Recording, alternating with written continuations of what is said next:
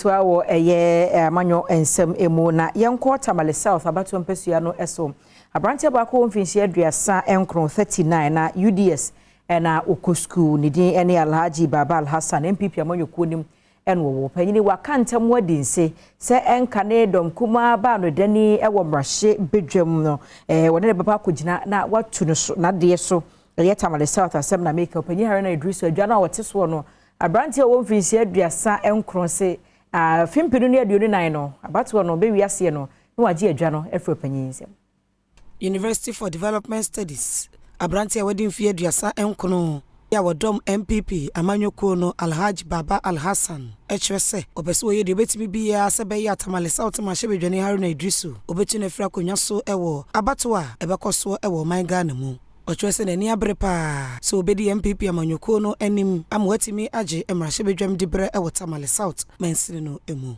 If you are going to juxtapose, I mean, his achievement in the constituency against his years that he has spent in Parliament, you know that he has performed little. So I have the vision that Tamale South is now beyond chieftaincy and tribal politics. We need someone who will give them good water, someone who will give them quality education, someone who will give them access to healthcare, and someone who will give them good rules. The whole of Tamale South, you can't boast of anything tangible that comes from our MP. He won the seat based on chieftaincy issues. And right now that we've buried the chieftaincy issues, we need serious-minded people to take the affairs of the constituency. And what you are to us to say, Oyemfie P, Nemum, Oyemfie Naipe, Sema Shibijani, a war and Odin Sakrayaba Batamale, and an important woman for being a son faso. What I am saying is that I am just coming out as a symbol of hope for the good people of Tamale South, especially the youth, so that we will put milestones in the constituencies. I need only 4 years, 1 term.